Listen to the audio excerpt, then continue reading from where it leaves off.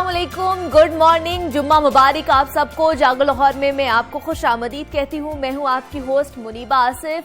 मैं बिल्कुल ठीक ठाक हूँ। उम्मीद है कि आप सब लोग भी खैरियत से होंगे और अपनी जिंदगी बड़े ही भरपूर तरीके से गुजारे होंगे और एक जिम्मेदार शहरी होने के नाते कोरोना SOPs पर भी अमल दरामद कर रहे होंगे। मोहलिक वायरस बेलगाम होता जा रहा है और रोजाना की बुनियाद पर हजारों नए केसेस सामने आ रहे हैं, जबकि अमवात की शरह की अगर बात की जाए तो वो भी मुसलसल इजाफा देखने को मिल रहा है। उसमें खुदारा इंतजामिया के साथ ताउन करें आप लोग और कोरोना SOPs पर अमल दरामद भी करें, क्योंकि कोरोना के खिलाफ ये जो जंग है ये हम सब ने मिलकर लड़नी है, तभी हम कामयाब होंगे। तो इसलिए हम यही चाहते हैं कि आप SOPs पर खास तौर पर ध्यान रखें और उन पर अमल दरामद करें। और रोज जो हम आप लोगों को ये बताते हैं, कोरोना की सूरत हाल के हवाले से आगाह करते हैं, उसका मकसद यही है कि ताकि आप लोग अपने प्यारों के साथ रह सके और जो लोग अपने प्यारों से बिछड़ गए हैं हम वो चीज अपने साथ ना करें। तो आज पाकिस्तान समेत दुनिया भर में बच्चों की जहनी बीमारी ऑटिज्म से आगाही का आलमी दिन मनाया जा रहा है। ऑटिज्म एक ऐसी बीमारी है जिसमें बच्चों की जहनी नशोनुमा की सलाहियत मुतासिर होती है। इस बीमारी में मुब्तला लोग ख्याली दुनिया में रहते हैं, बोलचाल में उनको दिक्कत महसूस होती है और अपने ख्यालात को बयान भी नहीं कर सकते। ये बीमारी लड़कियों के मुकाबले में लड़कों में ज्यादा पाई जाती है। माहिरीन के मुताबिक एक सेहतमंद बच्चा 3 बरस की उम्र के बाद अपने माँ बाप समेत करीबी लोगों से समाजी बंधन बांधने का हिल्म हो जाता है, लेकिन ऑटिज्म में मुब्तला बच्चा ऐसा करने में नाकाम रहता है। वो अपनी ख्याली दुनिया में गुम होकर रह जाता है और उसे बैरूनी दुनिया से कोई सरोकार नहीं होता। आलमी इदारा सेहत के एदाद-ओ-शुमार के मुताबिक दुनिया भर में हर 160 में से एक बच्चा ऑटिज्म का शिकार होता है। होम्योपैथी में इस बीमारी का काफी हद तक इलाज मौजूद है। होम्योपैथी इलाज के जरिए कैसे इस बीमारी का इलाज कर सकते हैं और उसको मुमकिन बना सकते हैं, इस पर बात करेंगे। हमारे साथ मौजूद है homeopathic doctor Syed Hamza Bukhari. Sir, मैं आपको खुश आमदीद कहती हूँ जागो लाहौर में। कैसे हैं आप? अल्हम्दुलिल्लाह जी। सर, आज जैसे आलमी दिन मनाया जा रहा है ऑटिज्म का, तो हमें सबसे पहले तो ये बताइए कि ऑटिज्म आखिर होता क्या है और ये क्यों बीमारी होती है अमूमन? बिस्मिल्लाहिर्रहमानिर्रहीम। बहुत शुक्रिया जी, आपने दुनिया न्यूज़ के प्लेटफॉर्म से जो एक लाहौर न्यूज़ ने ये प्रोग्राम रखा, बहुत ही ख़ास और ये एक अहम मौजू है जिसके ऊपर हमारी आवाम को इसकी अवेयरनेस की ज़रूरत और इसके लिए बहुत ज़्यादा ज़रूरत है इस चीज़ के लिए। तो इसकी जो ऑटिज्म की बेसिकली बीमारी है 2 से 3 साल में बच्चे को शुरू होती है। इसमें सबसे पहले जो चीज़ें शो होती हैं वो ये होती हैं कि जब बच्चे को आप उसका नाम लेकर पुकारते हैं तो वो उस पर रिस्पॉन्स नहीं करता। अच्छा। फिर वो अपनी एक दुनिया में रहता है और आपके साथ या दूसरे बच्चों की तरह ये अपना उसका बिहेवियर नहीं होता। या तो इस बच्चे में बहुत ज़्यादा हाइपर एक्टिविटीज़ होती हैं, बच्चों में बहुत ज़्यादा हाइपर होते हैं और अपनी ही दुनिया में मगन रहते हैं। खिलौनों के साथ खेलना या दूसरी चीज़ों को करना, इसको ये अवॉइड रखते हैं। हाथों के इशारे और मुख्तलिफ चीज़ों के साथ इसको करते हैं जिसको आप एक नॉर्मल बच्चे में वो चीज़ें आपको नज़र नहीं आती। ठीक है। और सेकेंडली अगर देखा जाए कि ये बीमारी क्यों होती है और कब होती है, तो इसको तकरीबन 1997 में एक रिसर्च हुई थी अमेरिका में, जिसमें इसको ऑटिज्म को बीमारी जहनी नशोनुमा नहीं हो पाती बच्चे की मुकम्मल तौर पे। उसकी कॉज ये बेसिकली होती है कि जब मुख्तलिफ किस्म के टॉक्सिन इस्तेमाल करती हैं ड्यूरिंग द प्रेगनेंसी खवातीन, या कोई ऐसी सुकून आवर अद्वियात इस्तेमाल की जाती हैं, या जैसे यह हवा में बहुत ज़्यादा टॉक्सिन होता है जिस जगह और आलूदगी बहुत ज़्यादा होती है। ठीक है, उसकी रीज़न भी बनती है कि ये बच्चों की सेहत के ऊपर नशोनुमा होती है। फिर सबसे ज़्यादा जो मेजर इफेक्ट इसमें आता है वो ये होता है विटामिन B12 की कमी। ठीक है। ये भी जब खवातीन में या बच्चों में ये दोनों चीज़ें आती हैं तो उसकी वजह से भी काफ़ी प्रॉब्लम आती हैं, जिससे ब्रेन की ग्रोथ सही तरीके से नहीं हो पाती और ये चीज़ें बढ़ती हैं। सेकेंडली, जब ये बच्चे 2 या 3 साल के हो जाते हैं, अमूमन तो हमारे पाकिस्तान में इस चीज़ की इतनी अवेयरनेस नहीं है। ठीक है। लोगों को पता नहीं है कि बीमारी क्या है और इसका इलाज किस तरह करना है। वो या तो ये समझते हैं बच्चों के ऊपर जिन भूत का कुछ आया आ गया है, या बच्चे जो है हमारे लिए किसी ने कुछ कर दिया है, लेके जाते होंगे। वो अपना टाइम ज़ाया करते हैं, या फिर माँ बाप जो है वो इस पर कोशिश नहीं करते और इस पर एफर्ट नहीं करते कि जिससे बच्चे को इसको हम सही कर सकें। हालांकि अगर बच्चे के साथ ज़्यादा फ्रेंडली हुआ जाए और उसकी चीज़ों को देखा जाए, उसको अप्रिशिएट किया जाए, इनकरेज किया जाए जो चीज़ें वो चाह रहा है और उनसे बना किया जाए। क्योंकि इसमें मेन चीज़ ये आती है, या तो बच्चे बहुत ज़्यादा हाइपर एक्टिव होते हैं, ठीक है, या फिर बच्चे जो हैं वो बिल्कुल खामोश होकर बैठे रहते हैं, किसी भी एक्टिविटी में हिस्सा नहीं लेते। ठीक है। तो इसमें जब हम इन ट्रीटमेंट की तरफ आते हैं तो इसमें सबसे पहले मुझे ये पहले बताइएगा कि क्या ये जो बीमारी है ये पैदाइशी भी हो सकती है या बड़े उम्र के भी किसी को भी हो सकती है? नहीं, बड़े उम्र में नहीं, पैदाइशी भी ये बीमारी हो सकती है। जेनेटिक अगर ये चीज किसी में आ रही हो, फैमिली में हिस्ट्री ली जाती है, तो 60 to 50% चांसेस है कि ये चीज जेनेटिक जो है ये बीमारी आ सकती है। अदरवाइज जैसे मैंने आपको जिक्र किया है कि इसमें ड्यूरिंग द प्रेगनेंसी जो खवातीन सकून आवर अद्वियात का इस्तेमाल करती हैं, उसकी वजह से ये चीज़ आ जाती है। और नंबर 2, ये जैसे टॉक्सिन है हवा के अंदर, आलूदगी में इसका बहुत असर रखती है। इस तरह की जो चीज़ें हैं ये काफ़ी प्रॉब्लम इसमें रखती हैं, जिसकी वजह से बच्चों में ये असरात इसके आते हैं।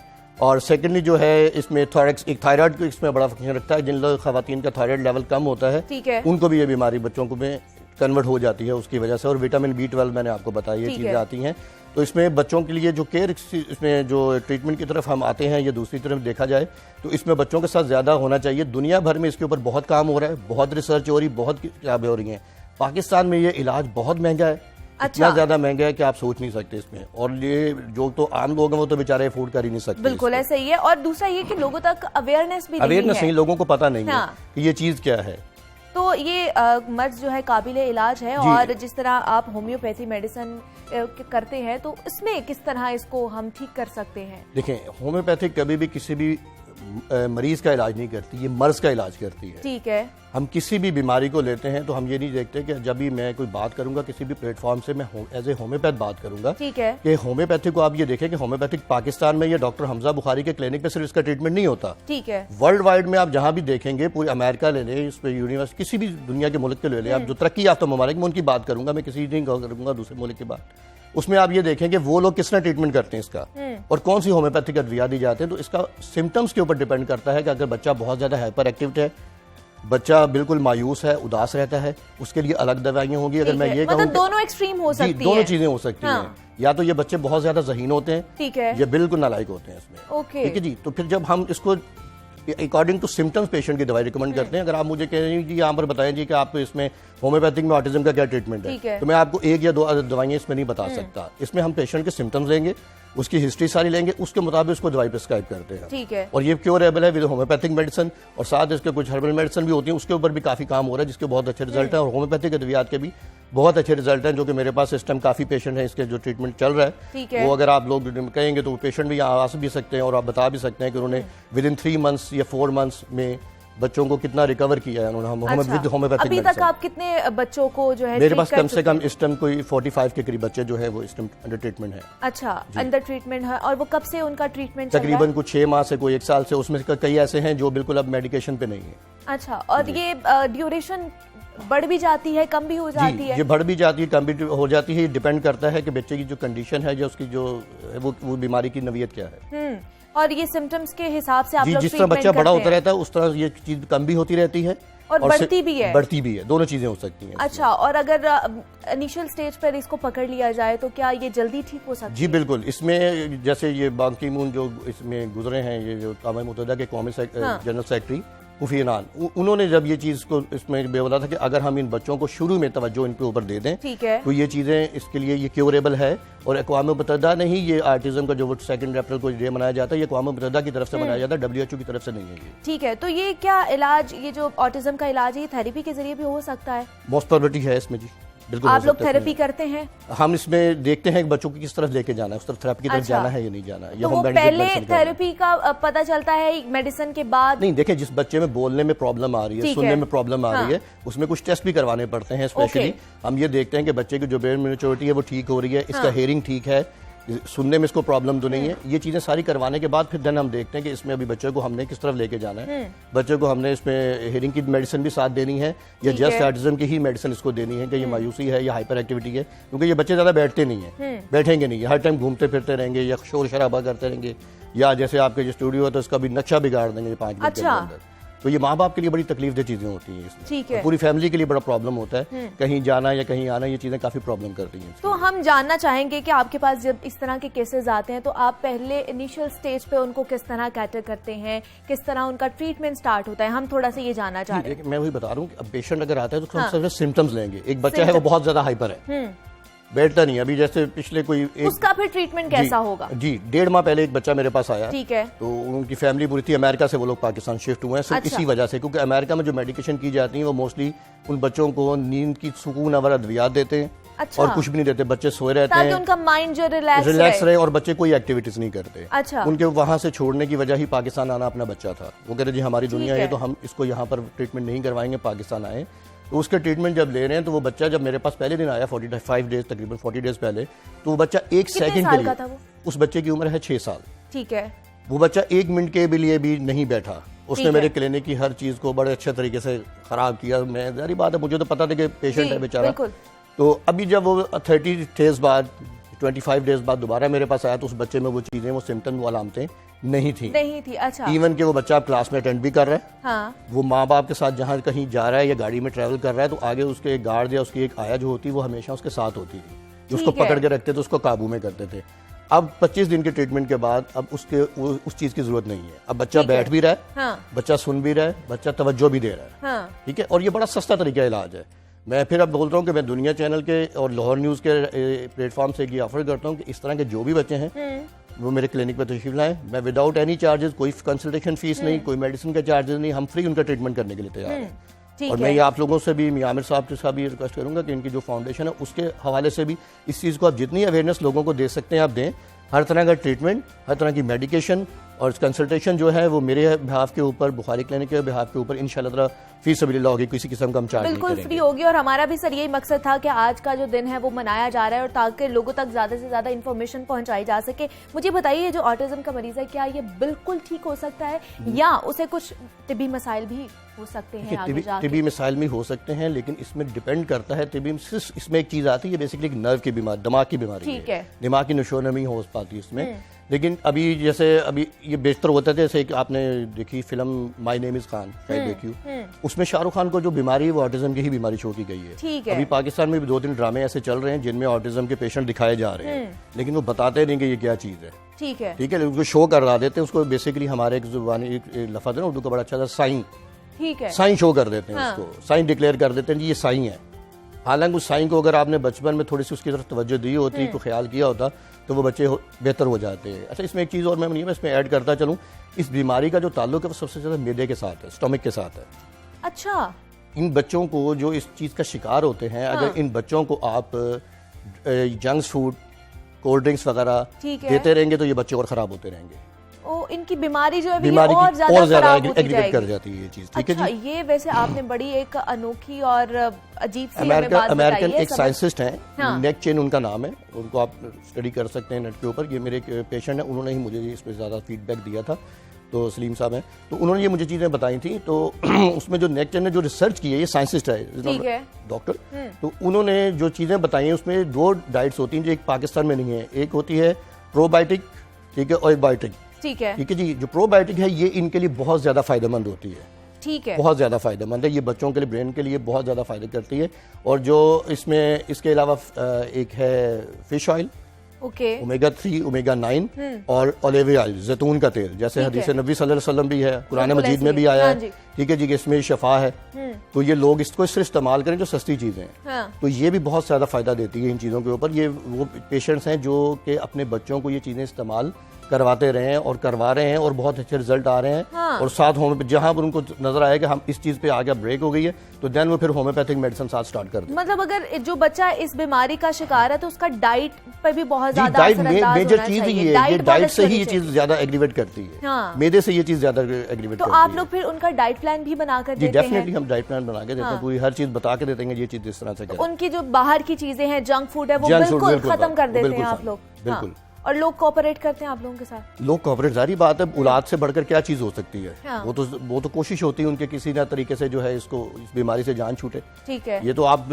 यू कैन नॉट बिलीव कि इसमें क्या हाल होता है, बच्चे क्या हाल क्या करते हैं अपने वालिदैन का, पकड़े नहीं जाते कि वो कहते हैं या अल्लाह क्या क्या प्रॉब्लम आ गई हमारे लिए। तो हमें ये बताइए कि जिस तरह आप बता रहे हैं कि लोगों में अवेयरनेस भी नहीं है इस चीज़ की, तो हम मकसद भी हमारा यही है कि ज़्यादा से ज़्यादा अवेयरनेस पहुंचाई जा सके। इनिशियल सिम्टम्स क्या होते हैं बच्चों के, जिससे ये पता चल सके वालिदैन को कि अच्छा ये बच्चा इस चीज़ का शिकार है?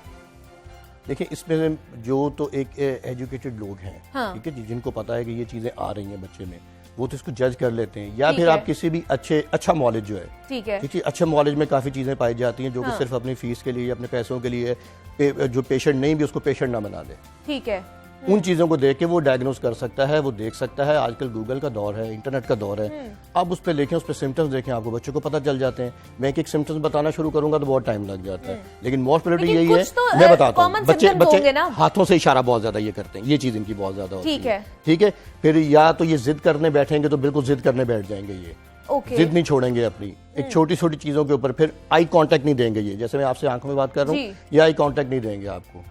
ये अपनी दुनिया ही इनकी अलग है। ये फिर इनको आप बुलाएंगे, ये आपको जवाब नहीं देंगे, आपको ये सलाम नहीं करेंगे, सबसे पहले आके आपको मिलेंगे नहीं कि आप आए हैं, क्या हाल है, क्या चीज़ है, ये यानी अपनी इंटरेक्ट नहीं करते किसी को, अपनी तरफ ये मुतवज्जो नहीं करते कि आप मुझसे साथ खेलें, मेरे साथ बात करें।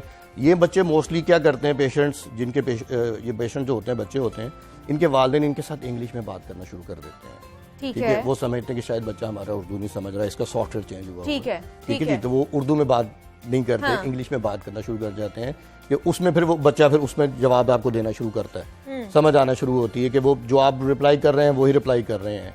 ये इसके मेजर सिम्टम्स जो आ जाते हैं कि अगर आप बच्चे को बुला रहे हैं, बच्चा आपको जवाब नहीं दे रहा, बच्चा हाथों को इस तरह करता जा रहा है, बच्चा मोबाइल में बहुत ज्यादा इस्तेमाल कर रहा है। मोबाइल का इस्तेमाल भी इसकी बहुत बड़ी वजह है। ठीक है, जो बच्चों को हम 1 साल के बच्चों को रोने को चुप करवाने के लिए मोबाइल देते हैं, आजकल तो बहुत ज्यादा बच्चे गैजेट्स यूज कर रहे हैं। और दूसरा आपको पता है कोरोना की वजह से बच्चे घर पर हैं, तालीमी सरगर्मियां भी घर पर हो रही हैं, हर चीज गैजेट पर ही हो रहा है, तो ये भी वजह है। जी, ये बहुत बड़ी कॉज है इसकी, ये वजह नहीं है, बहुत बड़ी वजह है। आपकी दिमागी नशोनुमा मुतासर हो रही है। जी बिल्कुल, इसमें होती है मतलब, क्योंकि ये बच्चों का ये डेवलपमेंट का टाइम होता है ना, इनकरेज कर रहे होते हैं, बच्चे बढ़ रहा होता है, ब्रेन भी, बॉडी स्ट्रक्चर भी। तो जब आप हर टाइम रेजेस को देखते रहेंगे, आते रहेंगे, तो वो चीज़ें भी डिस्टर्ब करती हैं इस चीज़ को। लेकिन क्या अगर कितना अरसा ना अगर बच्चों का ट्रीटमेंट कराया जाए, अगर उनको पता ही ना चले कि ऑटिज्म का शिकार है, तो वो मुस्तकिल इस बीमारी से, जी वो मुस्तकिल इस बीमारी में बच्चे चले जाते हैं और पूरी ज़िंदगी के लिए फिर वो वालिदैन पे भी बोझ हैं और अपने लिए भी उनके लिए प्रॉब्लम है कि वो जैसे छत से छलांग लगा देते हैं। अच्छा, ठीक है जी, सुसाइड करने की कोशिश करते हैं। ये बड़े बच्चों की बात करूँ, 16 साल का एक बच्चा है, वो इस टाइम मेरे पास ट्रीटमेंट चल रहा है उसका, लेकिन क्योंकि वो बहुत बड़ा हो चुका है, तो उसके लिए फिर वो थोड़ी सी उनके पेरेंट्स के लिए थोड़ी सी प्रॉब्लम है और हमें ट्रीटमेंट करने में उसमें थोड़ी सी प्रॉब्लम। कितनी देर होगी आपको उसका ट्रीटमेंट करते हुए? उसका ट्रीटमेंट करने में 3 माह हो गए हैं। 3 माह उसमें अगर मैं कहूँ कि उसमें जो उसकी रिवर्सेबल हैं वो 30 to 35% उसकी जो बीमारी वो रिकवर हुई है, रिकवर हो गई। और घर से बाहर चले जाएंगे, बैठेंगे नहीं, ठीक है ना जी, ये चीजें इसमें मेजर आ जाती हैं। और अगर पहले ही साल में या 1-2 महीने में अगर करा लिया जाए, जी वो बहुत बेहतर है, बेहतर हो सकते हैं, या मुकम्मल तौर पर ठीक भी हो सकते हैं? मुकम्मल तौर पे भी ठीक हो सकते हैं, लेकिन 90% भी अगर ये पेशेंट ठीक हो जाते हैं तो ये गुड लक है पेशेंट, और अल्लाह का बड़ा एहसान, अल्लाह पाक का बड़ा करम है पेशेंट्स ये मेरे ख्याल से। ये और आपने जो इनिशिएटिव लिया हुआ है, ये बड़ा ही अच्छा इनिशिएटिव है, और इस तरह मुझे चाहिए कहना ये चाहती हूँ कि इस तरह के और भी लोगों को आगे बढ़कर काम करना चाहिए। क्या लगता है आपको कि हुकूमती सतह पर हो रहे हैं? नहीं, हुकूमती सतह पर जी मेरे नॉलेज में तो ऐसा कुछ नहीं कि हुकूमत कुछ ऐसा कर रही है। अच्छा, ठीक है, ये तो आप लोगों ने एक बहुत बड़ी एफर्ट की है, ठीक है जी, तो मैंने एक रिक्वेस्ट की थी, उसमें जो भी आप लोगों ने बुलाया और किया, लोगों को अवेयर कर रही हैं, तो मैं यही चाहूँगा कि ये ऐसा ना हो कि ये फिर नेक्स्ट ईयर 2022 में ही इसके ऊपर एक प्रोग्राम हुआ और उसके बाद फिर चीज़ ख़त्म हो जाए। आपके इंडिया न्यूज़ के लेवल से, लाहौर से, उसके मियावर साहब की जो NGO हैं, इनके हवाले से अगर ये खारे खैर में ये चीज़ इसको अप्रिशिएट करते हैं लोगों को, तो बहुत सारे ऐसे बच्चे जिनको बड़े होकर साईं का नाम दे दिया जाता है, वो चीज़ नहीं होगी। ये हमारे मुआशरे की जो एक बच्चों के लिए करना चाहिए, अगर हुकूमती सतह पर पूछा जाए तो आप क्या सजेस्ट करें, क्या करना चाहिए हुकूमती सतह पर? हुकूमती सतह पर ये करना चाहिए कि इसके सेंटर बना दें। ठीक है, हॉस्पिटल ऑलरेडी मौजूद हैं। हाँ। उसमें देखिए कितनी ही सारी बीमारियां हैं, जिसके लिए मैं लास्ट टाइम भी जब आया था आपके प्रोग्राम में, तो मैंने यही रिक्वेस्ट की थी कि एक काम सिर्फ किया जाए कि एक ऐसी टीम बना दी जाए, ऐसे डॉक्टर्स के ऊपर डिपेंडिंग कर दिया जाए, जिसमें एलोपैथिक, होम्योपैथिक और हर्बल इन तरीका को बिठाएं। ये आपसे कुछ ही चार्ज नहीं करेंगे। मैं अपने होम्योपैथिक होने के नाते मेडिसिन, अपनी फार्मास्यूटिकल जितने भी हमारी दोस्त हैं, अहबाब हैं, उनके बिहाफ के ऊपर और अपने बिहाफ के ऊपर हमारी सर्विसेज फ्री हैं, हमारी मेडिसिन फ्री हैं। आप हमें जगह दें, आप सिर्फ अवेयरनेस करें, आप हमें पेशेंट भेजें, हम आप 3 महीने बाद पेशेंट का फीडबैक लें। अगर तो फीडबैक आपको मुतमईन हो रहे हैं, आप उससे सेटिस्फाई हो रहे हैं, तो आप हमें मजीद ट्रीटमेंट दें। नहीं हो रहे तो आप कहें जी आप घर जा सकते हैं। ठीक है, होम्योपैथिक को तो पाकिस्तान में सरकारी सतह पे कोई इतना एप्रिसिएशन नहीं है, बिल्कुल कोई यूनिवर्सिटी नहीं है, कोई हमारा रिसर्च सेंटर नहीं है। जो कुछ करना है हमने खुद करना है, या जितनी फार्मास्यूटिकल वाले हैं उन्होंने खुद करना है। अगर गवर्नमेंट लेवल के ऊपर हमें अप्रिशिएट किया जाए, आप दुनिया भर में देखें, इस पे रिसर्च सेंटर भी हैं, इसमें यूनिवर्सिटीज भी हैं, इसमें हर चीज़ मौजूद है। वो पाकिस्तान में सिर्फ बदकिस्मती से के साथ इसको अप्रिशिएट ही नहीं करते। अब उसमें क्या वजूहात हैं वो हर बंदा जानता है, मैं यहाँ पर नाम लेके वो चीज़ नहीं चाह रहा कि होम्योपैथिक जो ये तरक्की करे ही ना। भाई होम्योपैथिक हमजा बुखारी की इजाद तो नहीं है ना, बिल्कुल, या होम्योपैथिक 4-5 लोगों ने तो नहीं बनाई। जो कर रहे हैं बड़ा अच्छा काम कर रहे हैं डॉक्टर हमजा, मेरे ख्याल से आपको अप्रिशिएट करना चाहिए। और डॉक्टर सैयद हमजा बुखारी हमारे साथ मौजूद थे, होम्योपैथिक डॉक्टर थे, और हम बात कर रहे थे ऑटिज्म के हवाले से। सर बहुत शुक्रिया आपका कि आपने हमें वक्त दिया और आप यहाँ पर आए हैं और हमें इन्फॉर्मेशन पहुँचाई है कि ऑटिज्म होता क्या है और इससे किस तरह हम निपट सकते हैं। और अगर आप भी चाहते हैं, अगर आपके आसपास कुछ लोग इस मर्ज का शिकार हैं, तो आप डॉक्टर हमजा से रुजू कर सकते हैं और आपको फ्री में इलाज किया जाएगा। तो जनाब, यहाँ वक्त एक छोटी सी ब्रेक का, मिलते हैं इस ब्रेक के बाद।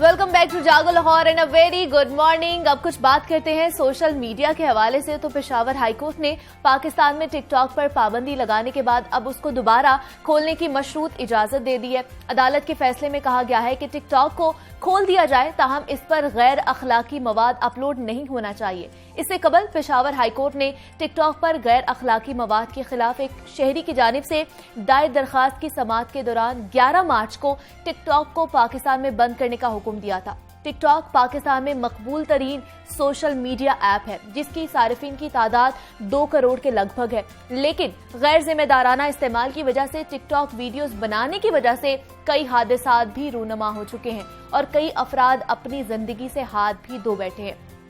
सोशल मीडिया का जिम्मेदाराना इस्तेमाल कैसे किया जाना चाहिए, सोशल मीडिया ऐप्स पर पाबंदी लगाने की नौबत आती ही क्यों है, क्या पाबंदी मसले का हल हो सकती है, इस पर बात करेंगे। हमारे साथ मौजूद हैं अब्दुल वहाब हैं, IT एक्सपर्ट हैं। अब्दुल वहाब, मैं आपको खुश आमदीद कहती हूँ जागो लाहौर में। कैसे हैं आप? थैंक यू, बहुत बहुत शुक्रिया।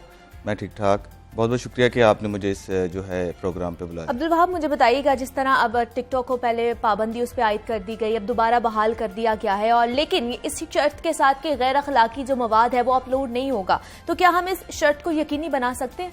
क्या लगता है आपको? देखिए, सबसे पहले तो हमें ये समझना है कि टिकटॉक या फेसबुक या इंस्टाग्राम क्या है, सोशल मीडिया ऐप्स क्या है बेसिकली। देखिए, टिकटॉक भी एक ऐप है, जिस तरह फेसबुक भी एक सोशल नेटवर्क ऐप है। खाली टिकटॉक ही क्यों एक साल में 2 दफा बंद हुआ है? एग्जैक्टली। इसके पीछे कोई ना कोई रीजन जरूर है, ठीक है। उसके सिर्फ एक ही जो बेसिकली जिस बेस के ऊपर इसे बंद किया गया वो इसे इनअप्रोप्रिएट कंटेंट की वजह से बंद किया गया कि इसके ऊपर गैर अखलाकी कंटेंट डाला जाता है, जो कि बात ठीक भी है। बिल्कुल। इस सिलसिले में इसको बंद किया गया। अब प्रॉब्लम ये है कि फेसबुक पे भी डाला जाता है, ट्विटर पे भी डाला जाता है, लिंक्डइन पे भी डाला जाता है, या फॉर एग्जांपल इंस्टाग्राम पे भी डाला जाता है। तो वो क्यों नहीं बंद होती? उनके फिल्टर इतने स्ट्रांग हैं कि जिसकी वजह से वो चीजों को पकड़ लेते हैं, या मतलब उसके अंदर सिस्टम ऐसा डाला गया है कि वो उस फिल्टर्स को चेक एंड बैलेंस मौजूद है। टिकटॉक का सबसे बड़ा इशू ये है कि टिकटॉक बनाई ही ऐप एंटरटेनमेंट के लिए गई है। ओके, लेकिन एंटरटेनमेंट का मतलब ये तो नहीं है ना कि आप गैर अखलाकी तौर पर जी मैं अब उसी तरफ ही आ रहा हूँ। अब उसका मतलब ये तो नहीं है कि एंटरटेनमेंट का खाली मतलब गैर अखलाकी। इसी तरह अगर इंस्टाग्राम देखें तो वो भी एंटरटेनमेंट के लिए ऐप बनाई गई है।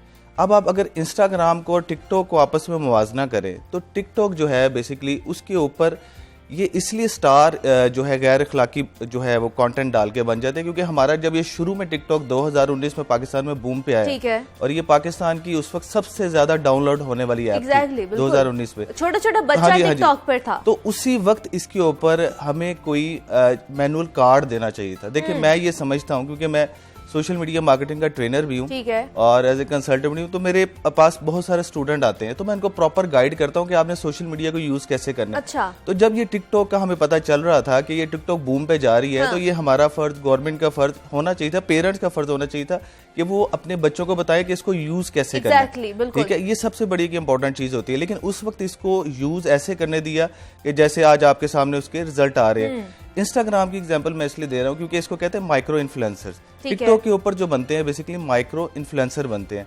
जब आप इंस्टाग्राम जैसी ऐप के ऊपर लोग काम कर रहे हैं और बड़ा जबरदस्त कंटेंट दे रहे हैं, हम देख भी रहे हैं, मेकअप आर्टिस्ट हैं, उसके ऊपर कुकिंग के आर्टिस्ट हैं, उसके ऊपर हर फील्ड के आर्टिस्ट हैं, फूडीज हैं, तो जब उसके ऊपर एंटरटेनमेंट के नाम के ऊपर एक अच्छा कंटेंट आ सकता है तो टिकटॉक पे क्यों नहीं? उसकी सिर्फ एक ही रीजन है, वो ये कि शुरू में इसके ऊपर अच्छे स्टार नहीं बनाए गए। जब आप अपने अच्छे स्टार बनाते हैं तो ऑटोमेटिकली फॉलोअर्स भी वैसे ही होते हैं। तो ये मेरे ख्याल से एक सबसे बड़ी रीजन है कि टिकटॉक को शुरू में ही जो है हिसाब से पकड़ा नहीं गया। लेकिन जिस तरह आप कह रहे हैं कि ये एक एंटरटेनमेंट के लिए एप्स बनाई जाती है, जैसे जितने भी सोशल मीडिया एप्स हैं, लेकिन उसमें फिर टिकटॉक की अगर बात की जाए तो गैर अखलाकी मवाद क्यों अपलोड किया जाता है? इसलिए कि हम फेमस हो जाएं, लाइक्स के लिए, कमेंट्स के लिए, या क्या इस हवाले से कोई सोशल मीडिया रेगुलेशन नहीं है? देखिए 2012 में मुझे याद पड़ता है यूट्यूब के ऊपर बैन लगा था और वो 2016 तक, उसकी रीज़न कुछ और थी। वो 4 साल तक वो बैन जो है वो यूट्यूब के ऊपर रहा। देखिए बैन करना हर चीज़ का सोल्यूशन नहीं होता, जिसकी वजह से उस 4 सालों के अंदर मुझे पता है, क्योंकि मैं सोशल मीडिया को पढ़ता भी हूँ और देखता भी हूँ कि कितना लॉस हमारे पाकिस्तान को हुआ। लेकिन उसका मसला ये नहीं था कि उसको बैन किया गया, उसका मसला ये था कि उसके ऊपर आपने ऐसे फिल्टर क्यों नहीं लगाए गए। लेकिन फिर उसके ऊपर पाकिस्तान की गवर्नमेंट ने गूगल के साथ वायदा किया और वो फिर ऐसे फिल्टर लगाए गए, जिसके बाद फिर उसको 2017 में ऑन कर दिया गया। इसी तरह टिकटॉक के साथ भी इनके पास ये पूरा आर्टिफिशियल इंटेलिजेंस पे सिस्टम चल रहा होता है, इसके पीछे पूरे रिबोट्स एल्गोरिदम काम कर रहे होते हैं, जिसकी बेस के ऊपर ये देखिए इस वक्त टिकटॉक के टोटल अगर देखी जाए तो पॉपुलेशन, अगर उसके फॉलोअर्स देखे जाए तो 800 मिलियन है और पाकिस्तान में 50 मिलियन से अबव है। इसका मतलब है 5 करोड़ से ज्यादा इस वक्त टिकटॉक पाकिस्तानी यूजर्स मौजूद है, ठीक है, जो कि सबसे नंबर 1 सोशल के ऐप बन चुकी है पाकिस्तान के अंदर। तो गवर्नमेंट को फौरन से पहले टिकटॉक की जो इनकी कंपनी है उनके साथ एक मायदा करना चाहिए था कि आप इसके ऊपर फिल्टर लगाएं, जिस तरह यूट्यूब के साथ हुआ है, गूगल के साथ हुआ है। तो ये क्यों नहीं आएगा, क्योंकि ये तो पीछे पूरा कंट्रोल होता है इसके पीछे। बिल्कुल ऐसे ही है। और जिस तरह यहाँ पर जैसे पाकिस्तान टेलीकम्युनिकेशन अथॉरिटी है, क्या उनके पास ये कैपेसिटी है कि वो ये जो गैर अखलाकी मवाद है, जिस तरह हाईकोर्ट ने भी कहा है कि इस शर्त के साथ टिकटॉक चलाई जा सकती है, उनके पास अथॉरिटी है, ये कैपेसिटी है कि वो इसको टैकल कर सकते हैं? बिल्कुल है। 2018 से 2019 में इन्होंने तकरीबन 8 लाख से ज्यादा वेबसाइट्स को ब्लॉक किया है। अच्छा, 8 लाख से ज्यादा पीटीए ने ब्लॉक किया है। तो इनके पास ऐसी कैपेसिटी मौजूद है और ये उनके साथ अगर ये एग्रीमेंट करें तो बिल्कुल ये इसके ऊपर लगा सकते हैं। लेकिन क्योंकि सेंट्रल कंट्रोल टिकटॉक के पास है, ऐप उनकी है, तो ये मायदा उन्हीं के थ्रू होगा। फिल्टर पीटीए डायरेक्ट नहीं लगा सकता, कंपनी ही लगाएगी। और ये जिस तरह यूट्यूब की मैंने आपको एग्जांपल दी, ये उसी तरह ही होगा। बिल्कुल ऐसा ही है। तो जिस तरह हम पीटीए की ही बात कर रहे हैं, तो फवाद चौधरी साहब जो साइंस एंड टेक्नोलॉजी के वजीर हैं, उन्होंने ये कहा था कि तमाम जो सोशल मीडिया के ऑफिसेज हैं वो या स्पोक पर्सन है वो पाकिस्तान में खुलवाए जाएंगे। तो क्या आपको लगता है कि इससे हमें कुछ फायदा हो सकता है? देखिए इससे बहुत ज्यादा फायदा हो सकता है। आज हमारे मुल्क का आईटी से पीछे होने का सबसे बड़ा एक एलिमेंट में से एक यही है कि हमारे पास इधर ऑफिसेज नहीं है। जैसे माइक्रोसॉफ्ट का आपके पास ऑफिस नहीं है, गूगल का नहीं है, फेसबुक का नहीं है, यूट्यूब का नहीं है। ये इसी वजह से ये रीजंस है कि हम इन पे कंट्रोल नहीं कर पा रहे। अगर यहाँ पर ये सारी कंपनीज, अमेज़न जैसी कंपनीज, ईबे या पेपॉल, जिसकी वजह से इस वक्त पूरे हम दुनिया से आइसोलेट होकर बैठे हैं। ज्यादातर जो ऑफिसेज हैं वो हमारे हमसाया मुल्क में भी मौजूद हैं। बिल्कुल, मैं यही हमारे यहाँ पे भी तो होने चाहिए, यहाँ पर भी होने चाहिए। ये देखें, ये ऑफिस मैं और आप नहीं लेकर आ सकते। बिल्कुल ऐसे ही है। ये गवर्नमेंट बॉडी का काम है कि वो उनके साथ निगोशिएट करके, उनके साथ जो भी टर्म्स एंड कंडीशन उनके साथ तय करके उनको लाए जाते हैं बैक एंड पे। तो ये बिल्कुल होने चाहिए और इससे हमारा मुल्क बहुत जल्दी तरक्की कर सकता है और ये लाजमी होना चाहिए। इस पे क्योंकि आगे जो दौर है वो आईटी का ही है, लोग जा ही इसी तरफ रहे हैं। लेकिन अगर इस पे ही काम किया जाएगा तो शायद हम और ज्यादा एक्सप्लोर कर सकते हैं अपने पाकिस्तान को। तो मुझे बताइए कि हम एक्सट्रीम पर क्यों चले जाते हैं? अगर ये सोशल मीडिया की ही बात की जाए, गैर अखलाकी मवाद की बात की जाए, तो हम इतने एक्सट्रीमिस्ट क्यों हो जाते हैं? ट्रेनिंग की कमी है, आगाही नहीं है लोगों में? देखिए मैं तो फर्स्ट ऑफ ऑल बहुत जो है मुझे अच्छा लगा कि आप लोगों ने मुझे यहाँ बुलाया, क्योंकि मैं काफ़ी अरसे से इस चैनल को देख रहा था, टिकटॉक को, कि ये बड़ी एक जो है ना नेगेटिव साइड पे चल रहा है। बिल्कुल ऐसे ही है। देखिए जब हम कोई बाइक लेते हैं या गाड़ी लेते हैं, हमें उसके साथ एक बुक मिलती है जिसे मैनुअल बुक कहा जाता है, जिसके अंदर लिखा होता है कि इस बाइक को या इस गाड़ी को कैसे चलाना है, ये कहाँ पर जाके एक्सीडेंट कर सकता है, कहाँ पर जाके हेलमेट आपने यूज करना नहीं करना बाइक पे है तो। इसी तरह हर जगह की, हर चीज की, हर ऐप की एक मैनुअल होती है। हमारा क्योंकि कल्चर ऐसा है जिसके अंदर इस तरह का मवाद हम बिल्कुल भी बेयर नहीं कर सकते। होता यह है कि क्योंकि जैसे मैंने आपको बताया टिकटॉक बनी ही एंटरटेनमेंट के लिए। इस ऐप के ऊपर जो हमारा एंटरटेनमेंट का अब्दुल वहाब ये मतलब नहीं है ना। हमने देखे कि एक्सीडेंट्स हो रहे हैं, लोग अपनी जानों से भी जा रहे हैं टिकटॉक बनाते हुए, वीडियोस बनाते हुए, सिर्फ हम मुनफरिद लोगों से नजर आए। इस तरह तो एंटरटेनमेंट मैं यही बताने लगा हूं ना कि आपको कि ये जो चीजें हैं हमने अपने स्टार शुरू में ही इस तरह के कायम कर लिए कि जिनको हमने यही करते देखा है। कि हमने जल्दी से चीजों को देखें। इसके पीछे एक ही मकसद, 2 मकसद है कि आपने यंगस्टर्स हैं, उनका 2 ही मकसद है कि जल्दी से फेमस हो जाए और जल्दी से पैसा कमा लें। ठीक है, ये 2 ही ऑब्जेक्टिव है ना। अब इन 2 ऑब्जेक्टिव को अचीव करने के लिए वो किसी भी हद तक चले जाते हैं। इसीलिए वो ट्रेन के आगे चलते हुए टिकटॉक बना रहे हैं तो बेचारा जो है वो बच्चा जो है वो हलाक हो जाता है।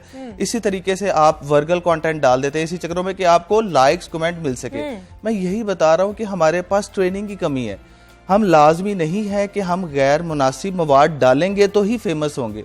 हम इंस्टाग्राम की भी तो हमारे पास एग्जांपल है ना, हम अच्छा कंटेंट भी तो डाल सकते हैं। हम कंटेंट क्यों, देखें टिकटॉक के ऊपर खाली गैर मुनासिब मवाद नहीं है, लोग जो हैं इसके ऊपर इंफॉर्मेटिव कंटेंट भी शेयर करते हैं और वो बहुत ज्यादा वायरल होता है। ठीक है, अब ये एक बात हो गई फेमस की, अब दूसरी आ जाती है पैसा कमाने, पैसे भी कमा रहे हैं बहुत सारे लोग इसके ऊपर बहुत पैसा कमा रहे हैं। हमें अंदाजा ही नहीं है कि देखें यूट्यूब, जैसे यूट्यूब के ऊपर है, यूट्यूब के ऊपर आप अगर अच्छा कंटेंट डालते हैं तो आपको 2 लोग पैसे देते हैं, आपको गूगल भी पैसे देता है, आपको एडवर्टाइजर भी पैसे देता है। इसी तरह टिकटॉक के ऊपर है, टिकटॉक के ऊपर अगर आप अच्छा कंटेंट डालते हैं और आप किसी फील्ड के अंदर अपने आप को स्टार करते हैं, जैसे फॉर एग्जांपल मेकअप है, एक खातून है घर बैठी है, वो अपने आप के मेकअप स्किल्स को वो पोर्ट्रे कर रही है, जो कि बुरा नहीं है, ये कंटेंट गैर मुनासिब नहीं है, ठीक है, एक इन्फ्लुएंसर की शक्ल में सामने आ रही है, तो वो क्यों नहीं उस चीज को कैश करवा सकती है एडवर्टाइजर के थ्रू। तो लाजमी नहीं है कि आप गलत कंटेंट डालेंगे ही तो आप शोहरत और पैसा कमा सकते हैं। तो ये हमारे यंगस्टर्स की एक बहुत बड़ी काउंसलिंग होने वाली है और उनकी ट्रेनिंग होने वाली है कि भाई अपने स्टार्स चेंज करें। कौन करेगा उनकी ट्रेनिंग? देखिए हम करेंगे, आप करेंगे, हमारे पेरेंट्स करेंगे। ठीक है। टिकटॉक के ऊपर एक सबसे मैं एक इम्पोर्टेंट स्टैट शेयर करता है जो कि मेरे ख्याल से अलार्मिंग है, वो ये है कि किसी भी दुनिया के अंदर सोशल नेटवर्क सबसे ज्यादा जो यूज किया जाता है वो 18 से ऊपर यंगस्टर्स करते हैं। टिकटॉक के ऊपर 13 साल से ऑनवर्ड सबसे ज्यादा मौजूद है। बिल्कुल ऐसे ही है, जिसकी वजह से छोटे बच्चे तो अब 13 साल के बच्चे के आप माइंड को आप क्या करने जा रहे हैं, ये कोलैप्स की तरफ भी जा सकता है खुदा न खास्ता। तो उसके लिए अभी से ही हमें इसके ऊपर काम करना पड़ेगा। लेकिन आपको क्या लगता है हुकूमती सतह पर क्या क्या इकदाम उठाने की हमें जरूरत है ताकि लोगों तक तालीमी इसका पता चले कि क्या क्या इसके नेगेटिव एस्पेक्ट्स हैं, पॉजिटिव एस्पेक्ट्स हैं, क्या क्या इकदाम उठाने चाहिए हमें? देखिए सबसे पहले तो चीज ये है कि क्योंकि हम अपने तौर पर तो अवेयरनेस दे ही देंगे लोगों को, आप भी ट्रेन कर देंगे, हम भी ट्रेन कर देंगे, लेकिन हुकूमती सतह पर क्या होना चाहिए? देखिए 2 चीजें होनी चाहिए। एक तो ये कि मैं तो ये समझता हूँ कि आईटी को वैसे भी आपके सब्जेक्ट का पार्ट बना देना। बिल्कुल ऐसे ही है, एग्जैक्टली। बच्चों को छोटे जब बच्चे हैं उनको आप एबीसी तो सिखा रहे हैं या आप उनको आगे मैथमेटिक्स तो सिखा रहे हैं, आप उनको गेम डेवलपमेंट भी सिखाएं, आप उनको जो है वेबसाइट बनाना भी सिखाएं, आप उनको ग्राफिक भी सिखाएं। जब आप स्किल्स उनको देना शुरू कर देंगे तो उनके पास एक आइडियाज आ जाएंगे। जब वो आइडियाज आएंगे तो वो अपना टाइम वेस्ट नहीं करेंगे। एक स्टडी के मुताबिक इस वक्त टिकटॉक के ऊपर एवरेज पर्सन 50 मिनट्स डेली जाया करता है, वेस्ट करता है। ये जबकि पूरी दुनिया में फेसबुक पे 39 मिनट्स है। ठीक है, तो इससे आप अंदाजा लगा लें कि कितना है। और आप गवर्नमेंट की बात पे आ जाते हैं, गवर्नमेंट को 2 काम तो फौरन से पहले करने चाहिए। एक तो ये है कि सबसे पहले तो उन्हें टिकटॉक जो कंपनी है उनकी जो बेसिकली चाइना बेस्ड जो कंपनी है उसके साथ एक एग्रीमेंट करना चाहिए जो इन्होंने यूट्यूब के साथ गूगल के साथ किया। ठीक है, कि आप ऐसे फिल्टर लॉन्च करें जिसके थ्रू आप ये गैर मुनासिब मवाद जो है वो फौरन से पहले फिल्टर हो जाए और वो अकाउंट ऑटोमेटिकली, और ये बहुत आसान है, बैन हो जाए। ये फेसबुक पे भी ऐसी है, फेसबुक पे बड़े स्ट्रॉन्ग फिल्टर है कि जैसे ही आप कोई कंटेंट डालते हैं वो फौरन से पहले वायलेशन, और यूट्यूब इसमें बहुत मैच्योर हो चुके हैं। टिकटॉक को भी होने की जरूरत है। तो ये जब उनके साथ एक कॉन्ट्रैक्ट करेंगे, अच्छा ये बैन खाली पाकिस्तान में नहीं है, इंडोनेशिया में, बांग्लादेश में भी इसी बात पे बैन किया गया। ठीक है, इसी बात पे बैन किया गया जिस पे पाकिस्तान में किया गया। अच्छा। तो इसके लिए जरूरी ये है कि इनको एक तो टिकटॉक की जो है बेस कंपनी जो उनके साथ प्रॉपर पॉलिसी बनाई जाए, और उसके बाद साथ साथ अवेयरनेस भी देनी चाहिए कि इसके ऊपर आप पैसा कैसे कमा सकते हैं। क्योंकि इन द एंड तो आप लोगों ने इसके ऊपर अगर टाइम लगा रहे हैं तो ये बताना है कि इसको जनरेट कैसे करना है एक प्रॉपर वे में, जैसे आप YouTube पे करते हैं, जैसे आप Instagram पे करते हैं, मोनेटाइजेशन सिस्टम के थ्रू। बिल्कुल ऐसे ही है, और हुकूमती सतह पर इस पर काम करने की बहुत ज्यादा जरूरत है। अब्दुल वहाब हमारे साथ मौजूद थे, IT एक्सपर्ट थे। अब्दुल वहाब, बहुत शुक्रिया आपका कि आपने हमें वक्त दिया। और हम बात करते हैं टिकटॉक के हवाले से कि उस पर पाबंदी हटा दी गई है, लेकिन फिर भी उसके ऊपर बहुत ज्यादा काम करने की जरूरत है। हुकूमती सतह पर पॉलिसीज ऐसी बनानी चाहिए ताकि जो गैर अखलाकी मवाद है इसको रोका जा सके। जनाब यहाँ वक्त तो एक छोटी सी ब्रेक का मिलता है, इस ब्रेक के बाद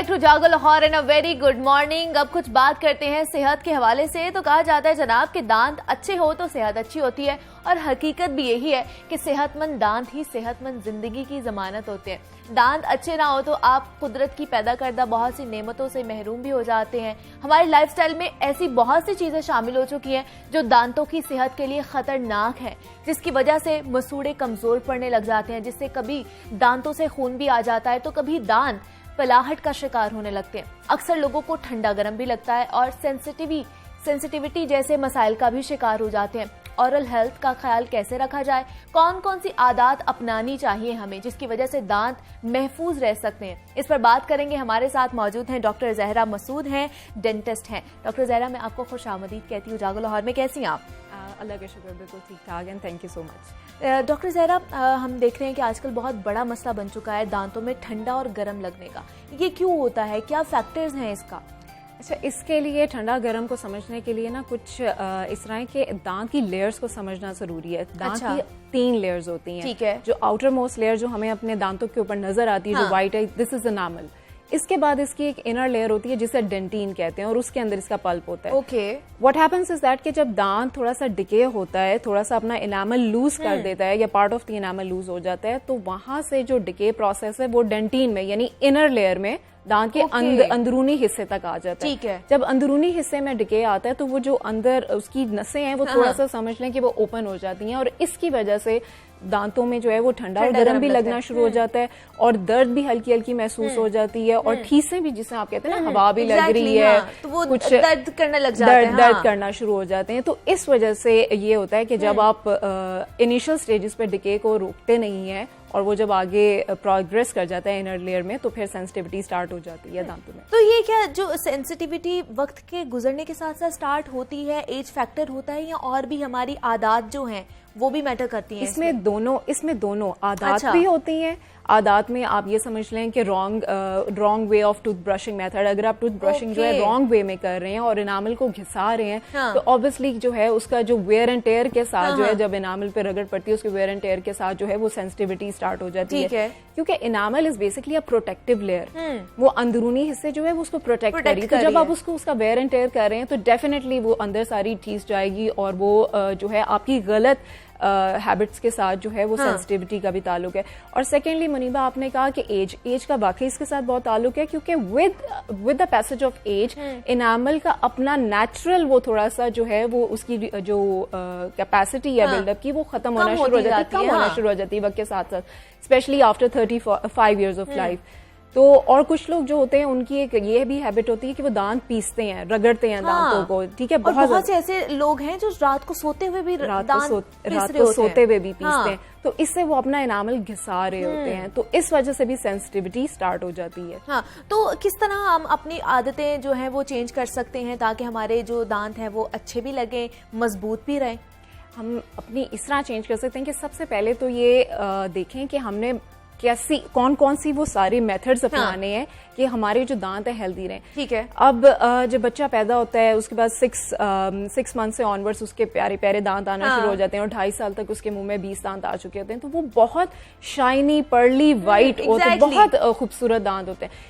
और उसके साथ वक्त के साथ साथ जब आगे परमानेंट आते हैं, परमानेंट में जो है तब तक हमारी इतनी आदतें खराब हो चुकी होती हैं, डाइटरी हैबिट्स भी और क्लीनिंग की, हाइजीन की हैबिट्स भी, कि वो जो हमारे प्यारे से दांत हैं वो वक्त के साथ साथ पीले होना शुरू हो जाते हैं। तो उसमें सबसे पहले तो ये है कि डाइट पे थोड़ा सा फोकस रखें कि कौन सी डाइट लेनी है, कौन सी नहीं लेनी, और लेनी है तो उसके बाद क्या करना है। डाइट का एक्चुअली हमारे जो सारे खाने हैं ना, हमारी जो सारे खाने हैं वो उनमें बहुत ज्यादा स्ट्रॉन्ग कलरेंट्स का इस्तेमाल होता है, जैसे हम हल्दी वगैरह, मिर्चें और ये सारी जो स्ट्रॉन्ग चाइनीज होती है उसमें जो सॉसेस वगैरह का यूज करते हैं, चिप्स वगैरह जो हम कंज्यूम करते हैं ऑन द डेली बेसिस, जो पैकेट चिप्स वगैरह होते हैं, इसमें स्ट्रॉन्ग कलरेंट्स है, तो इनामल जो है बहुत कैची होता है, ये फौरन से स्टेन कैच कर लेता है, क्योंकि इसके पोर्स होते हैं ना, तो पोर्स के अंदर जिस तरह का भी हम खाना ज्यादा, मतलब अगर आप डार्कर टाइप की चीजें ज्यादा खाएंगे तो आपके दांत इवेंचुअली, जैसे चाय कॉफी है, कैफीन है, उसके अंदर स्टेन है, टैनिन्स है, बहुत ज्यादा लोग पीते हैं, स्मोकिंग भी करते हैं, बिल्कुल उसके अंदर टैनिन्स है, उस वजह से भी जो है वो दांत की जो है अपनी शाइन है ना वो खराब होना शुरू हो जाती है और वो पीले होना शुरू हो जाते हैं। तो उसके लिए ये है कि एक तो रात को सोने से पहले ब्रश जरूर करें, ठीक है, ताकि दिन भर जो खाया पिया है वो उसके फूड पार्टिकल्स वगैरह वहां से साफ हो जाए। फिर उसके बाद सुबह उठें, सुबह उठ के कुल्ली करें, कुल्ली करने के बाद नाश्ता करें, नाश्ता करने के बाद फिर दोबारा टूथब्रश करें, नाश्ता करने के बाद नाश्ता करने के बाद टूथब्रश करें। जो कॉन्सेप्ट है ना, ये बहुत ज्यादा चेंज है, मतलब लोग पहले टूथब्रश ब्रश करते हैं देन नाश्ता करते हैं, क्योंकि लोगों को ना एक्चुअली वो एक्सेप्ट नहीं कर सकते कि हम गंदे, जब मुंह से स्मेल आ रही होती है हम किस तरह नाश्ता करें। उसमें ये होता है कि जब आप रात को सोने से पहले टूथब्रश करके सोएंगे ना और साथ फ्लॉस करके सोएंगे तो सारे फूड पार्टिकल्स तो उसमें से आपने क्लीन कर लिए, ठीक है। जब क्लीन कर लिया और उसके साथ माउथ वॉश का इस्तेमाल कर लिया तो सुबह जब मॉर्निंग में उठेंगे तो आपको इतनी जरूरत ही नहीं रहती है, ठीक है, प्रोवाइडेड कि आपके जो दांत हैं उसके अंदर कैलकुलस ना लगा हो या डिके ना हुआ हो कि वो इतना बुरा स्मेल करे हो। अदरवाइज जो नेचुरली हेल्दी दांत होते हैं ना, जिनके दांतों के ऊपर कैलकुलस नहीं होता या कैविटीज नहीं होते, उनके मुंह से स्मेल नहीं आती है। बिकॉज ये जो मुंह से स्मेल आने की जो दो बड़ी रीजंस हैं वो बैड ओरल हाइजीन में, वो वन इज दैट के कैविटीज हैं। अगर आपके मुंह में कैविटीज हैं तो अब जो मर्जी करते हैं उसमें से स्मेल आती रहेगी, क्योंकि वो अंदर से गला सड़ा दांत होता है ना, तो उसकी वजह से जो है स्मेल आती है। सेकेंडली, अगर आपके मुंह में कैलकुलस है, मांस थोड़ा जिसे कहते हैं, तो उसकी वजह से भी जो बैड बैक्टीरियल काउंट है वो इतना ज्यादा मुंह के अंदर जरासीम होता है कि उसकी वजह से भी जो है वो। लेकिन आजकल तो ज़ारा बहुत ज्यादा लोग जो कैविटी का भी शिकार हैं, बच्चे बहुत ज्यादा उनके दांत खराब हैं, बच्चे बहुत ज्यादा, इसी वजह से कि वो मीठा खाते हैं बहुत ज्यादा। बिल्कुल सही आपने बात की। मैंने इसी तरह कहा था कि आजकल जो है ना, मतलब जो बच्चों के 20 छोटे बच्चे 2.5 साल तक की उम्र में जो उनके मुंह में 20 दांत होते हैं, उसमें से मुनीबा मोस्ट ऑफ द बच्चे होते हैं जिनके 10 दांत तो बीच में खराब होते हैं। और उसका रीजन यही है कि बहुत ज्यादा सॉफ्ट डाइट आजकल जो है ना बच्चे कंज्यूम करते हैं, बहुत ज्यादा प्रोसेस्ड और पैकेट फूड, और उसमें हेल्दी फूड जो उनकी डाइटरी इंटेक कैल्शियम की होनी चाहिए वो उस तक मीट अप भी नहीं करते। अब छोटा बच्चा है, उसको एटलीस्ट जो है वो 800 मिलीग्राम का उसको कैल्शियम उसकी डेली बेसिस पे उसको रिक्वायर्ड है। तो जब तक वो अपनी कैल्शियम की इंटेक को पूरा नहीं करे तो दांत स्ट्रांग नहीं होगा। जब स्ट्रांग नहीं होगा तो वो रेजिस्ट नहीं कर पाएगा डिके को, और थोड़ा सा भी डिके होगा तो वो फौरन प्रोग्रेस करता हुआ दांत को खराब कर देगा। तो इसलिए ये कि सबसे पहले दांत को अंदर से मजबूत करें, ताकि आपने अगर बाकी डाइट भी लेनी भी है तो कम से कम दांत उसको रेजिस्ट तो कर पाए। बिल्कुल। सेकेंडली ये कि रात को सोने बच्चे क्या करते हैं कि रात को बल्कि मदर्स को, ये तो स्पेशली बच्चों को क्या पता कि रात को क्या करना है, ये तो मदर्स का जो है उनको सबसे पहले अवेयरनेस होनी चाहिए कि रात को मीठा दूध नहीं देना। अगर बच्चा मीठा दूध उसके बगैर दूध नहीं पी रहा, मीठा उसको देना ही है, तो उसके बाद उसको पानी का फीडर जरूर पिला दें। मतलब पानी उसमें डाल के कि कम से कम उसको पानी डाल के उसको पिला दें, और उसके बाद उसको ब्रश करवा दें, दांत ब्रश करवा के। और उसके लिए सबसे बेटर ये कि मदर साथ जाएं वॉशरूम में, खुद भी ब्रश करें और अपने बच्चे के दांत को खुद ब्रश करें, क्योंकि बच्चा नहीं कर पाएगा, वो सही तरीके से नहीं कर सकता, वो सिर्फ सामने करेगा 2-3 दांतों पे और बैक पे नहीं जाएगा। तो इसकी वजह से जब आपकी डाइटरी कैल्शियम पूरी नहीं होगी और ऊपर से ओरल हाइजीन भी प्रॉपर नहीं होगी तो फिर दांत खराब होंगे, कैविटी भी लगेगी, फिर दांत गिरेंगे भी। और दूसरा डॉक्टर ज़ोहरा, बहुत ज्यादा डॉक्टर्स शिकायत करते हैं डेंटिस्ट के, हम लोगों को सही ब्रश करने का, टूथब्रश करने का तरीका नहीं आता। क्या है तरीका सही तरीका ये है कि आपने जब ब्रश जो है टूथब्रश, एक तो उसकी सिलेक्शन बहुत इंपॉर्टेंट है। उसका हेड साइज इतना रखें जितना, अब जैसे छोटा बच्चा है उसके मुंह में छोटे से दांत है, तो जो टूथब्रश का जो साइज है हेड का साइज छोटा होगा। बड़े हैं, अगर बड़े बड़े दांत है तो ऑब्वियसली हेड बड़ा होगा, ठीक है। एक तो उसकी सिलेक्शन प्रॉपर कर लें। सेकंड ये कि आजकल कुछ ऐसे ब्रशेस भी आते हैं जो आगे से बेंड हो जाते हैं। वो बेंडिंग उनकी इतनी अच्छी कैपेसिटी कि जो बिल्कुल बैक ऑफ द मोलर्स को बहुत अच्छा क्लीन कर लेते हैं। तो थोड़ा सा सिलेक्शन की तरफ भी आए। और उसके बाद ये है कि ब्रश को मसूड़े के ऊपर रखें, यानी ऊपर वाले दांतों को जब हमने साफ करना है तो हम मसूड़े के ऊपर को ब्रश रखेंगे और उसके बाद ऊपर से नीचे, यानी ऊपर वाले दांतों को ऊपर से नीचे की तरफ साफ करना है, ठीक है, मसूड़े पे रखते हुए। मसूड़ों को भी हमने लाजमी क्लीन करना है। जब हमने क्योंकि जब हमारे जो दांत हेल्दी होते हैं उसके साथ मसूड़े जब तक हेल्दी नहीं होंगे तो हमें दांत के हेल्दी होने का फायदा नहीं है। हमें दोनों को हेल्दी करना है, हमें दांतों को भी कैविटी फ्री करना है और मसूड़ों को भी हेल्दी और मजबूत करना है ताकि उसमें से खून ना आए। तो उसके लिए ये कि ब्रश को मसूड़े के ऊपर रखें और ऊपर वाले दांतों को नीचे की तरफ साफ करें, ठीक है। अच्छा, ये वाले स्ट्रोक्स ऐसे नहीं, ऐसे वाले स्ट्रोक्स नहीं करने, ऊपर वाले दांतों को ऊपर से नीचे की तरफ और नीचे वाले दांत को नीचे से ऊपर की तरफ, ठीक है। और सिर्फ सामने वाले दांत नहीं हमारे होते हैं, हमारे पीछे भी दांत होते हैं और हमारे अंदर भी होते हैं। तो पूरी की पूरे, यानी अगर आप 2 मिनट ब्रश कर रहे हैं, जो कि एटलीस्ट करना चाहिए 2 मिनट्स के अंदर 120 सेकंड्स हो गए। 120 सेकंड्स का मतलब है कि सिर्फ 3 सेकंड हमने एक दांत को देने हैं। तो अगर हम ये भी प्रॉपरली नहीं उसको देंगे तो दांत साफ नहीं होंगे, क्योंकि कीड़ा सिर्फ सामने से नहीं लगता, वो अंदर से भी लगता है और पीछे से भी लगता है। और जो ऑक्लूजल सर्फेस, जो हमारी खाने वाली सर्फेस है दांतों की, उसको भी साफ करना है ताकि वहां से भी कीड़ा ना लगे, हमने हर तरफ से बचाना है। सेकेंडली ये कि अगर हम सिर्फ ब्रश करते हैं ना, तो आप मुनीबा, हम सिर्फ 60% ऑफ द दांतों को साफ कर रहे हैं, क्योंकि 40% तो अंदर इंटरडेंटल फूड पार्टिकल्स, जो दांतों के दरमियान में फूड पार्टिकल्स चले जाते हैं ना, उनको भी हमने क्लीन करना है। हम लोग सही तरीके से भी तो नहीं कर रहे ना, एक तो तरीका भी सही नहीं कर रहे और इनकम्प्लीट कर रहे हैं, और ऊपर से टाइम भी 2 मिनट्स उसको प्रॉपर्ली नहीं दे रहे, हार्डली 30-40 सेकंड्स दिया और उसके बाद बस सामने से आगे। उससे ना तो कभी स्मेल खत्म होगी और ना ही जो है वो कैविटी से आप बचे रहेंगे, क्योंकि मोस्टली लोग जो क्लिनिक में भी जब पेशेंट आते हैं, सबसे पहले जब हम उनकी हिस्ट्री लेते हैं, ब्रशिंग हिस्ट्री, तो डॉक्टर साहब मैं तो 4 दफा ब्रश करती हूँ। अच्छा, जब हम उनका मुंह खोल के देखते हैं, अंदर कैविटीज भी होती हैं, कैलकुलस भी होता है, तो फिर जब हम उनसे मेथड पूछते हैं तो मोस्ट ऑफ द टाइम यही मेथड होता है कि बस सामने से ऐसे करके ब्रश किया एंड दैट्स इट। वो जो ऐसे ब्रश करने से आपकी गम लाइन साफ नहीं होती। हमने बेसिकली गम लाइन को साफ करना है। गम लाइन वो होती है जहां पर मसूड़ा दांतों के साथ मीट करता है, हमने उसको साफ रखना और उसको पीछे की तरफ नहीं धकेला। मसूड़े को पीछे की तरफ धकेलेंगे तो मसूड़ा अपनी जगह से हट जाएगा और उसमें से ब्लड भी आएगा। इसलिए इस वजह से मसूड़ों में से ब्लड आता है या कोई और भी वजह होती है? बहुत सारी वजूहात होती हैं मसूड़ों से ब्लड आने के लिए। सबसे पहले तो कुछ हार्मोनल इश्यूज भी होते हैं, हार्मोनल इश्यूज में भी ब्लड आना शुरू हो जाता है, प्यूबर्टी में भी जो है वो ब्लड आना शुरू हो जाता है, और प्रेगनेंसी में भी आना शुरू हो जाता है ब्लड। इसके अलावा अगर दांतों की जो मसूड़ों की बीमारी हो जाती है, गम डिजीज यानी plaque is basically the enemy for both. Gum का भी यही एनिमी और दांतों का भी यही एनिमी। तो जब प्लाक मसूड़ों के ऊपर लगा रहेगा ना, तो प्लाक के अंदर basically there is 100 millions of bacteria, तो वो वहां पर इन्फ्लेमेशन कॉज करते रहेंगे और इस वजह से जो है मसूड़ों से खून आना शुरू हो जाता है। तो basically we have to clean the plaque from the gum and the teeth to keep protected from the cavities and bleeding. तो जब तक हम सही मेथड फॉलो नहीं करेंगे, कंप्लीट मेथड फॉलो नहीं करेंगे, तो उसके लिए सबसे पहले जानना जरूरी है और जानने के बाद उसको कैसे करना अपने बिहेवियर को ठीक करने की जरूरत है, उसको एक्सेप्ट करने की जरूरत है कि जो टेक्निक, ये जो लंबी टेक्निक है, this is basically just 2 minutes of life. अगर आप अपनी पूरे दिन में सिर्फ 4 मिनट अपने दांतों को दे रहे हैं तो ये ज्यादा नहीं है। ऑब्वियसली आपकी पर्सनैलिटी ही अच्छी होगी और किसी का फायदा नहीं है, आपका अपना ही फायदा है। और डॉक्टर जोहरा, हमने देखा है कि बहुत से लोग अब जो है अपनी दाढ़ें निकलवा कर क्राउनिंग करवा रहे हैं। ये क्यों करवा रहे हैं? क्यों हम इस साइड पर जा रहे हैं? इसकी क्या वजह? नहीं, एक्चुअली जो हेल्दी दांत होता है वो तो आपको जरूरत ही नहीं पड़ती कि उसको निकलवाएं और उसके बाद निकलवा के क्राउनिंग। हाँ, अगर एनामल डिके हो गया है और पार्ट ऑफ द टूट गया है, तो नेचुरली हमने बाकी स्ट्रक्चर को सेव करना है ताकि वो वहां पर मौजूद रहे। क्योंकि हमने जैसे गाड़ी के 4 पहिए होते हैं, एक पहिया खराब हो गया तो 3 पहियों का फायदा नहीं।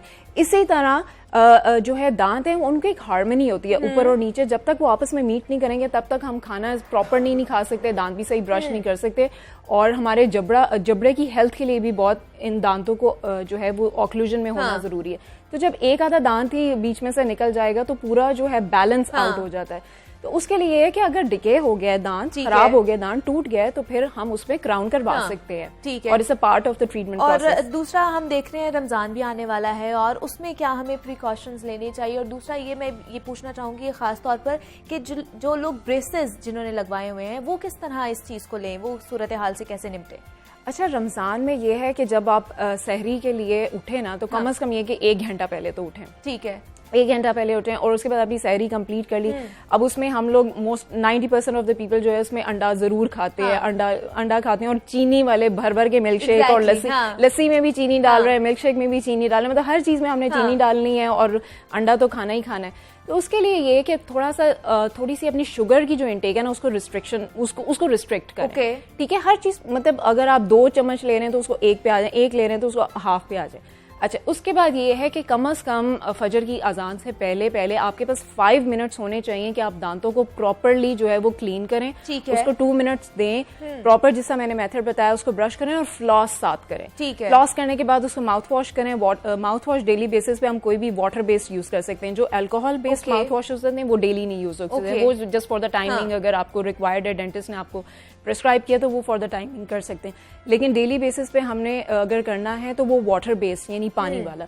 उसके लिए ये भी है कि हम घर पे भी जो ग्रीन टी पीते हैं ना, that is the best mouth wash. अच्छा। हाँ, क्योंकि उसका पीएच जो है अल्कलाइन होता है और अल्कलाइन पीएच पे जो बैक्टीरियाज हैं वो सरवाइव नहीं करते। तो हम अगर घर पे भी अगर ग्रीन टी जो है उसको as a mouth wash use कर लें तो हमें बाजार से उसको लेने की जरूरत नहीं पड़ती। ठीक है। ठीक है, एक ये। और आप सारा दिन बाकी रोजे में रमजान के अंदर हम मसवाक भी यूज कर सकते हैं। तो ये तो बेहतरीन है कि हम बगैर उसको पानी में डिप किए अगर सादा मसवाक भी कर लें तो वो दांतों के लिए बहुत अच्छा है। ठीक है। और उसके बाद फिर जब अफ्तारी के लिए अफ्तारी के बाद जो है दोबारा टूथब्रश करके वो सारे साफ कर लें इस तरह।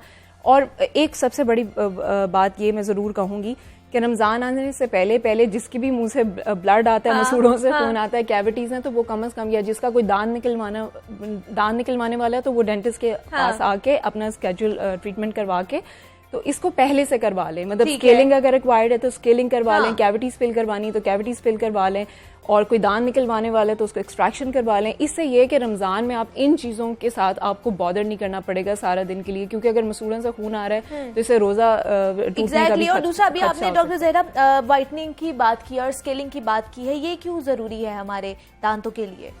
व्हाइटनिंग, अच्छा मैंने आपको बताया था कि एनामल बहुत स्टेन कैची होता है। एग्जैक्टली। अगर हम प्रॉपर्ली ब्रश कर भी रहे हैं, ठीक है, प्रॉपर टाइम भी दे रहे हैं, स्टिल हमारे फूड इनटेक जो है हम हर वक्त वाइट चीजें या बगैर सेंस के नहीं खा सकते। हमें कुछ ऐसी चीजें हमने लाजमी खानी होती हैं जिसके अंदर वो कलर, तो इनामल जो है वो अपना कलर नेचुरली चेंज कर जाता है। अब उसके लिए घर में ऐसा कोई टोटका नहीं है, आपको बहुत बेशुमार नेट पे मिल जाएंगे टोटके, पर बिलीव मी इफेक्टिव नहीं है। वो इस वजह से नहीं है क्योंकि ये जो इनामल से स्टेन जब होता है वो अंदर डेंटिन में चला जाता है, सेकंड लेयर में चला जाता है, वो तो आप किसी सूरत घर में किसी टोटके से नहीं कर सकते।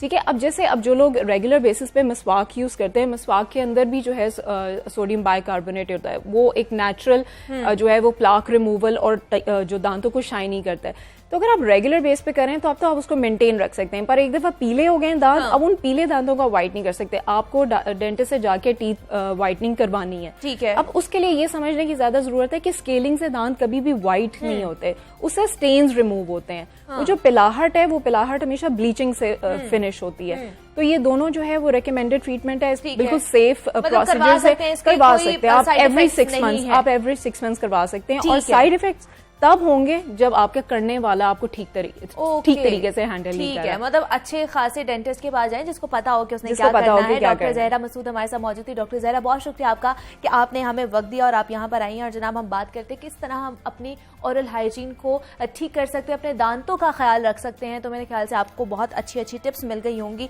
और आप ये जरूर कीजिएगा। खास तौर पर जो तरीकाकार डॉक्टर ज़हरा ने हमें बताया है कि किस तरह करना है ब्रश, वो कीजिएगा।